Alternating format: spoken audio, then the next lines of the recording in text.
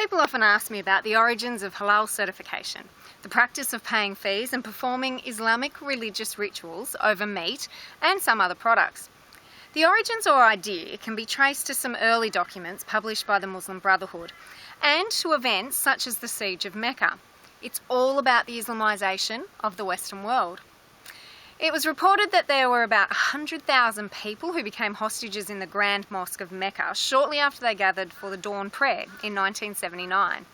A group of several hundred jihadis from Saudi Arabia and Egypt, also some from the Americas and Canadians, had entered the mosque with weapons, overpowered the guards, shut down the gates and proclaimed the arrival of the Saviour, the Mahdi, that would cleanse the Muslim world from its impurities brought in by Westerners. In an article called Remembering the Siege, Mr. Trofimov says that the Saudi army took a while to realise what was going on. The problem was that the Kaaba at the Grand Mosque is a place so sacred to Muslims everywhere in the world that it is forbidden by the written hadiths to bear arms.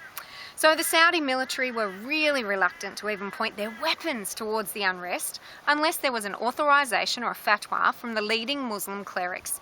And it took a while for the Saudi royal family to secure that. Elizabeth Kendall, an Australian historian, political observer and blogger, says that the reason it took so long to secure the fatwa was because the imams were doing a deal with the Saudi royal family. The imams agreed to issue the fatwa as long as the royal family's oil money was put to good use globalising Islam. They were to fund schools, mosques, universities and more, including halal certification, in Western nations. Mosques are mostly responsible for the halal certification agencies that have exploded across the globe since the 1980s. A simple search on the internet confirms that the mid-1970s was when the Islamic resurgence came into full swing, and it was funded by an abundance of money from Saudi Arabian oil exports. Beginning in the 80s, the Saudi Arabian government began to finance the construction of mosques in countries all around the world. It's estimated that US $45 billion has been spent by the Saudi Arabian government financing mosques and Islamic schools in foreign countries. Australian author Stuart Robinson writes in his booklet called The Challenge of Islam that there was a resurgence of Islam under the Ayatollah Khomeini. He's reported to have said, "Holy war means the conquest of all non-Muslim territories, and this war is the duty of all Muslims." He said we shall export our revolution to the world until the cry, "There is no God but Allah," resounds over the whole world, and until it does, there will be struggle. This sentiment is echoed in the Grand Mufti of Bosnia, Dr. Mustafa Serik's statement when he urged the Muslim Ummah in 2010 to conquer the world through the halal movement.